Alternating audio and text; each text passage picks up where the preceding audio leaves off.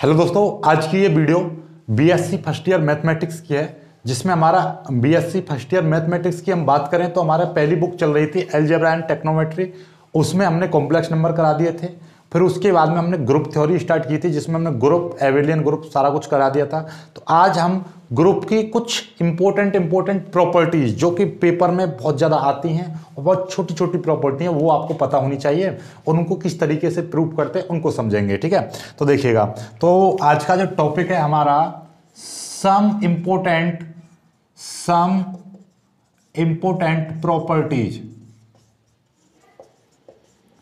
Properties of group. ठीक है, important properties बोल दीजिए, या मैं इसको और इस तरीके से भी लिख सकता हूं, some important theorems of group. ठीक है, ग्रुप्स भी लिख सकता हूं, कोई दिक्कत नहीं है। इंपॉर्टेंट थ्योरम्स चलेंगी, एक एक करके हम इसकी 4-5 थ्योरम है जिनको हम समझेंगे। तो पहली लिखता हूं मैं आपका थ्योरम 1, थ्योरम 1, यानी बहुत ही प्यारी सी थ्योरम है, बस आपको थोड़ा थोड़ा दिमाग लगाना है और बहुत ही प्यारी 2-3 लाइन में खत्म हो जाती है। ठीक है, थ्योरम का नाम है, देखिएगा मैं आपको बता दे रहा हूं, जो बच्चे किताब से देखना चाहते हैं, जो सीसीएस यूनिवर्सिटी के स्पेशली स्टूडेंट हैं, जिनके पास ये लॉर्ड कृष्णा वाली जो बुक है आपकी अलजेब्रा एंड टेक्नोमेट्री, तो इसमें आपका पेज नंबर में बता दे रहा हूं A44, पेज नंबर A144 इस पर है पेज नंबर। ठीक है, तो पेज नंबर 144 पर है यूनिकनेस ऑफ आइडेंटिटी। राइट, तो इस थ्योरम का नाम है आपका, थ्योरम है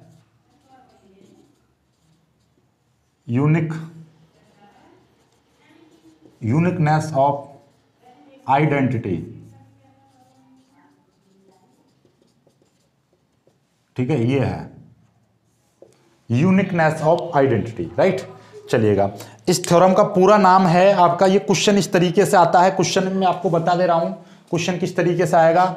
क्वेश्चन, यदि मैं बात करूं, क्वेश्चन में यहां पे अलग से लिख के बता दे रहा हूं आपको, इस पर क्वेश्चन कैसे आएगा। If G star is a group,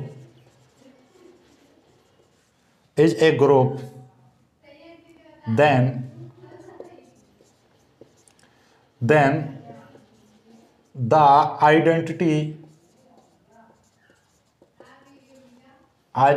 element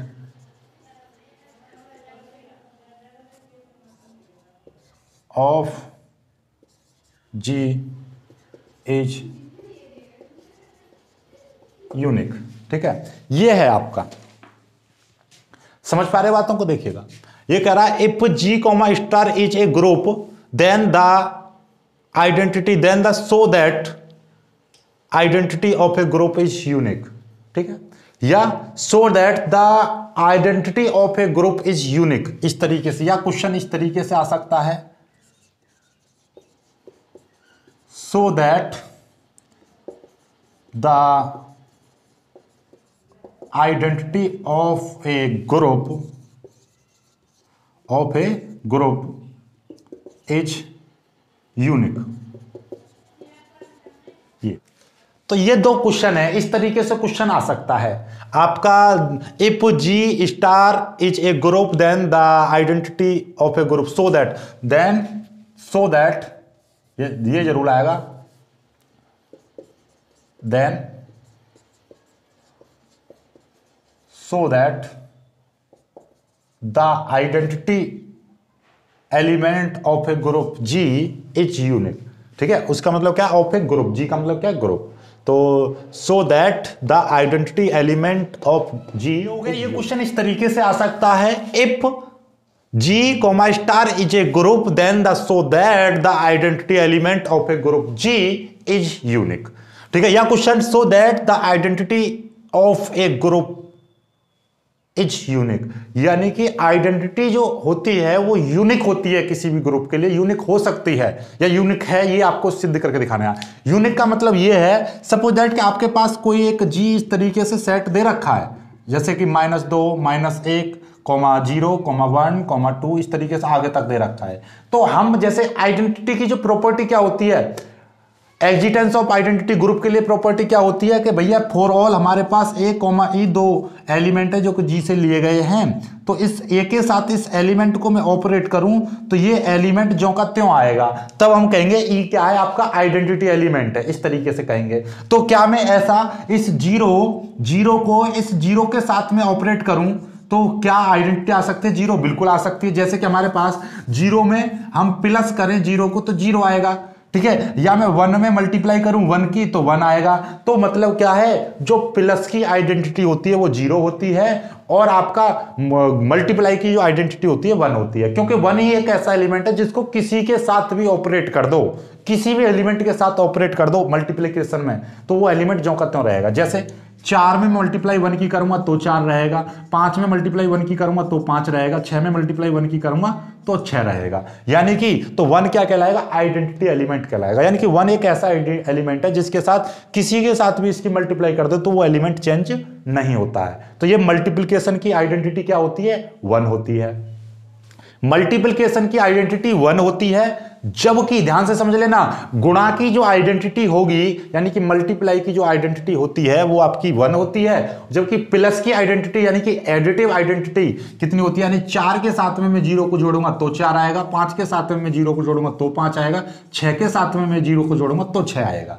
मतलब क्या है, जो प्लस की आइडेंटिटी है वो 0 होती है, क्योंकि 0 ही एक ऐसा एलिमेंट है किसी के साथ में जोड़ दो तो वो एलिमेंट ज्यों का त्यों रहेगा। तो यूनिक का मतलब ये है, क्या मैं 0 को 0 के साथ नहीं जोड़ सकता, बिल्कुल जोड़ सकता हूं। तो मतलब क्या है, 0 एक आइडेंटिटी का भी काम करेगा, यानी ई के 0 आपका ई के बराबर भी हो सकता है और 0 आपका एक एलिमेंट भी हो सकता है। तो 0 क्या है, एक यूनिक एलिमेंट बन जाएगा जो कि आइडेंटिटी भी हो सकती है और आपका एक एलिमेंट की तरह भी व्यवहार कर सकता है। या आप यूं कहिए, मोटा मोटी आपको मैं बता दूं सिंपल भाषा में, क्या एक ग्रुप के लिए 2 आइडेंटिटी हो सकती हैं, बिल्कुल हो सकती है। यही चीज आपको इसमें दिखाना है, ठीक है, क्योंकि मेरे पास 2 एलिमेंट है, समझिए कि एक ये, तो एक मैं इसको भी आइडेंटिटी बोल सकता हूं और इसको भी आइडेंटिटी बोल सकता हूं। यदि मैं मल्टीप्लाई कर रहा हूं 1,1 तो इसको भी आइडेंटिटी बोल सकता हूं, इसको भी आइडेंटिटी बोल सकता हूं। यानी 2 एलिमेंट आपके आइडेंटिटी हो सकते हैं एक जैसे, या दोनों एलिमेंट 2 आइडेंटिटी यानी 2 अलग अलग एलिमेंट है जो कि किसी ग्रुप के लिए आइडेंटिटी हो सकते हैं, बिल्कुल हो सकते हैं। तो ये चीज आपको यहां पर प्रूव करके दिखानी है, ठीक है। चलिएगा, तो बहुत ही सिंपल सी है, मतलब इस देखो ग्रुप की थ्योरी जो थ्योरम जो होती हैं उनको ऐसा समझ लीजिए, ये केवल पागल बनाने वाली बात होती है। क्या बनाने वाली बात होती है, पागल बनाने वाली बात होती है, ठीक है। चलिएगा, तो इस थ्योरम में थोड़ा सा लिखना है, आप यूनिकलेस थ्योरम नाम आ जाए, ठीक है। तो state and proof uniqueness theorem क्या आ जाएगा, आपका आ जाए state and proof uniqueness of identity theorem. तो इसमें क्या लिखना है, इस थ्योरम में थोड़ा सा लिख देना है आपको, क्या लिखना है, वही चीज लिखनी है आपको, the identity element of a group in a group. देखिए यहां पर लिखना क्या है आपको, आप लिख देना, इसमें थोड़ी सी थ्योरी लिख देना, क्या लिखोगे, लिख देनी है द आइडेंटिटी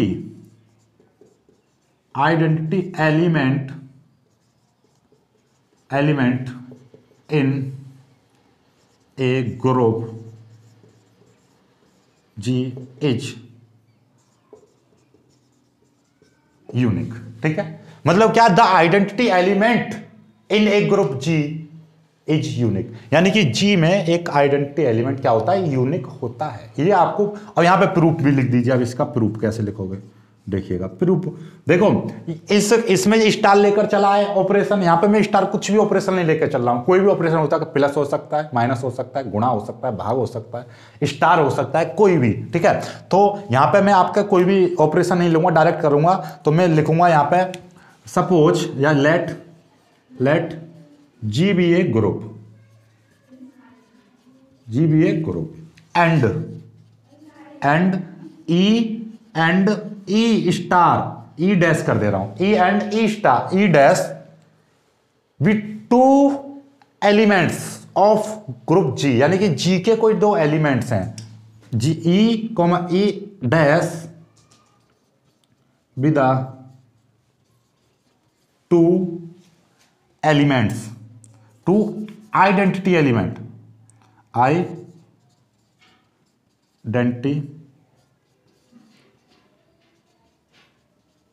एलिमेंट्स, राइट। क्या लिखोगे? Let G be a group, यानी जी एक क्या है? ग्रुप है। एंड ई स्टार या ई डैश क्या है? E and e dash be the two identity elements of group G, यानी जी के ई और ई डैश क्या है? जी के दो आइडेंटिटी एलिमेंट है, राइट। अब हमारे पास में हम लेकर चले, लेट माना यहां से लिखोगे suppose E is the identity element. पहले मैं ई को आइडेंटिटी एलिमेंट मान रहा हूं, देखो ऐसा समझिए, एक बार मैं ई को आइडेंटिटी एलिमेंट मानूंगा, इसको केवल नॉर्मल एलिमेंट मानूंगा। देखो आइडेंटिटी की प्रॉपर्टी क्या आती है? ए के साथ में किसी भी आइडेंटिटी को ऑपरेट करते हैं तो क्या आता है? ए आता है। या हम इसको इस तरीके से भी लिख सकते थे कि भैया एलिमेंट आइडेंटिटी के साथ किसी एलिमेंट को ऑपरेट कर दो, ठीक है। तो ये चीज है। तो अब मैं मान रहा हूं क्या, नहीं कि ये तो है आइडेंटिटी एलिमेंट है और ये कैसा है? ये नॉर्मल एलिमेंट है। तो मतलब आइडेंटिटी एलिमेंट ये है, आइडेंटिटी एलिमेंट के साथ एक नॉर्मल एलिमेंट को ऑपरेट करते हैं तो नॉर्मल एलिमेंट आता है। तो यहां पे मैंने क्या माना? Is the identity element, identity is the identity. जब मैं कह रहा हूं कि ई जो है आपका आइडेंटिटी है, तो मतलब क्या है कि इस एलिमेंट के साथ आइडेंटिटी ऑपरेट करते हैं। यानी कि एलिमेंट देखना, जब ई आपकी क्या है? आइडेंटिटी है, तो ये आपका एलिमेंट की तरह व्यवहार करेगा। तो ये एलिमेंट ले लिया मैंने, एलिमेंट, और एलिमेंट के साथ मैं आइडेंटिटी ऑपरेट कर रहा हूं तो क्या आएगा? आपको पता है जब भी एलिमेंट के साथ कोई आइडेंटिटी ऑपरेट की जाती है तो एलिमेंट आता है। तो यहां पर क्या आएगा? ई डैश आएगा, राइट, बराबर। या हम इसको इस तरीके से भी लिख सकते हैं कि आइडेंटिटी के साथ में क्या क्या कर दिया आपने, यानी कि इसको आगे लिख देंगे। तो अब इसका मतलब क्या है? इसका मतलब यह है कि भैया आइडेंटिटी के साथ में कोई भी एलिमेंट भी ऑपरेट करूंगा तो भी वही चीज आएगी, ये इस तरीके से।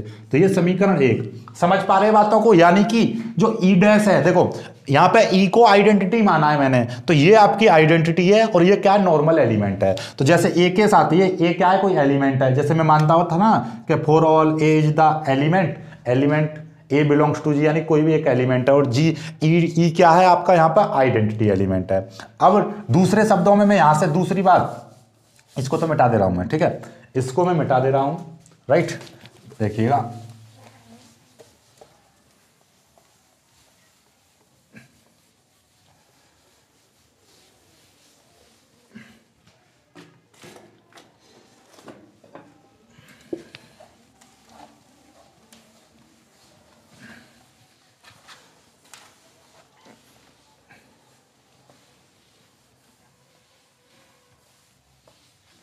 चलिए, तो इस वाली लाइन को मैं, ये नहीं दिखाई दे रही हो तो मैं फिर से बता दे रहा हूं। देखिएगा इस वाली लाइन को यहां पे लिख दे रहा हूं, ई डैश के साथ ई ऑपरेट करूंगा तो मैं क्या आएगा? देखिएगा नॉर्मली ये नहीं दिखाई दे रही हो, मैं एक बार फिर से यहां से समझा रहा हूं, इस लाइन को यहीं पे लिख दे रहा हूं, ठीक है। देखो ई क्या है? ई आपकी मैंने आइडेंटिटी एलिमेंट माना है, ठीक है। ई आपकी आइडेंटिटी एलिमेंट है, तो मतलब क्या है? और ई डैश क्या है? देखो हमने दो एलिमेंट माने, तो इसमें से मैं मान रहा हूं कि इनमें से पहले मैंने दो कंडीशन मानूंगा, एक बार इसको आइडेंटिटी मानूंगा, एक बार इसको आइडेंटिटी मानूंगा। तो एक बार मैं पहले इसको आइडेंटिटी मान रहा हूं कि suppose E is the identity. जब आपका इफ, यदि ये आइडेंटिटी है, या फिर आप इफ लिख दीजिए, सपोज या इफ लिख दीजिए, इफ ज्यादा बेटर रहेगा। यदि आपका इफ इज द आइडेंटिटी, यदि ई आइडेंटिटी है, यदि, तो मतलब ये आइडेंटिटी है तो ये नॉर्मल एलिमेंट होगा। तो नॉर्मल एलिमेंट के साथ आइडेंटिटी एलिमेंट में ऑपरेट करता हूं तो नॉर्मल एलिमेंट आता है। तो मतलब ये नॉर्मल एलिमेंट के साथ आइडेंटिटी एलिमेंट ऑपरेट करूंगा तो क्या आएगा? नॉर्मल एलिमेंट ही आएगा, बराबर। या फिर इसको हम इस तरीके से कह सकते हैं, आइडेंटिटी में आपका नॉर्मल एलिमेंट भी ऑपरेट कर दो, ये चीज। अब क्या मैं मान रहा हूं सेकंड कंडीशन में, इफ यहां पे क्या माना था? ई आइडेंटिटी माना था। If E dash is the identity, E dash is the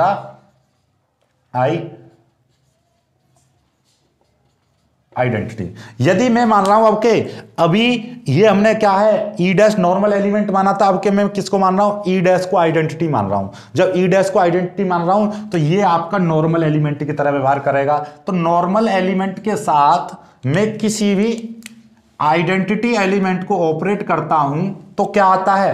normal element के साथ एक आइडेंटिटी एलिमेंट ऑपरेट किया जाता है तो नॉर्मल एलिमेंट ही आता है। तो नॉर्मल एलिमेंट क्या है? ई है, तो ई नॉर्मल एलिमेंट आ गया। अब इसको मैं इस तरीके से भी लिख सकता हूं कि भैया आइडेंटिटी में कोई भी नॉर्मल एलिमेंट ऑपरेट करोगे तो भी वही चीज आएगी ये, ठीक है। तो आपका ये समीकरण 2।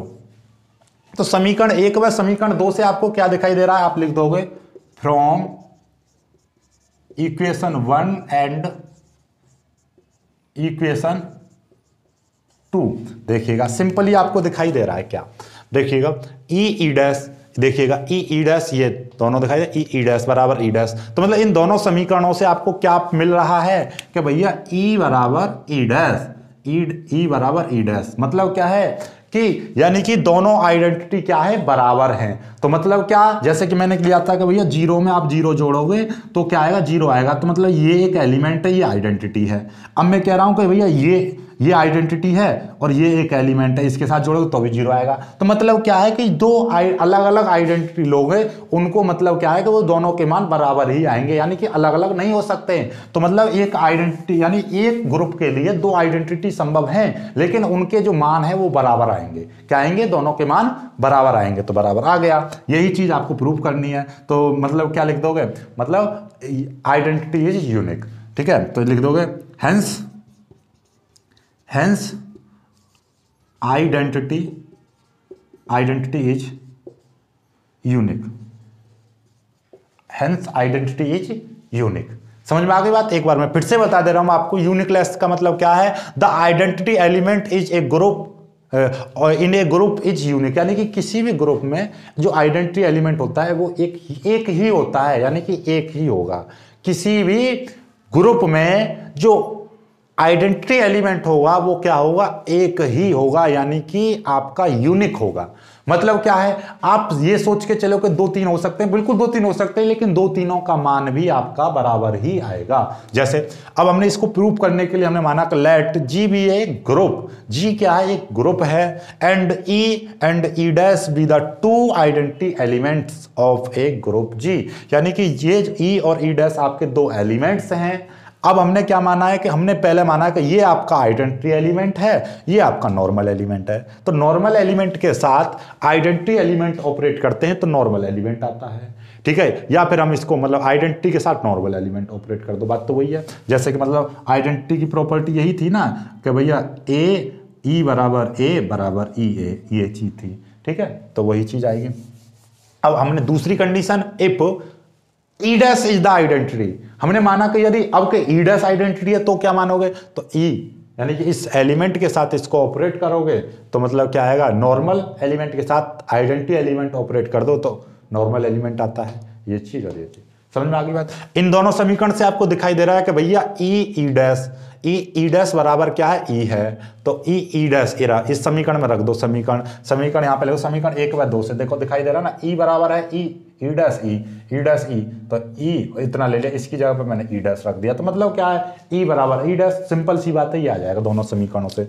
तो मतलब hence identity is unique in a group, ठीक है। तो मतलब ये चीज़ है, बहुत ही सिंपल सी प्रॉपर्टी है। आई होप कि आपको समझ में आ गई होगी, ठीक है। थोड़ा सा आज लाइट नहीं है और इन्वर्टर का हमारा थोड़ा सा ख़राब हो गया था, इस वजह से आपकी वीडियो आज तो मेरा मूड था बनाने का, लेकिन बस आज को सिर्फ इतना ही। तो अगली जो इसकी 4-5 प्रॉपर्टी है उनको मैं एक साथ करा दूंगा आपका। तो आज की वीडियो सिर्फ इतना ही करो, इस थ्योरम को कर लीजिए, बहुत ही प्यारी सी थ्योरम, छोटी सी थ्योरम है। तो बाकी मिलते हैं एक खूबसूरत सी वीडियो, तब तक के लिए बाय बाय, जय हिंद।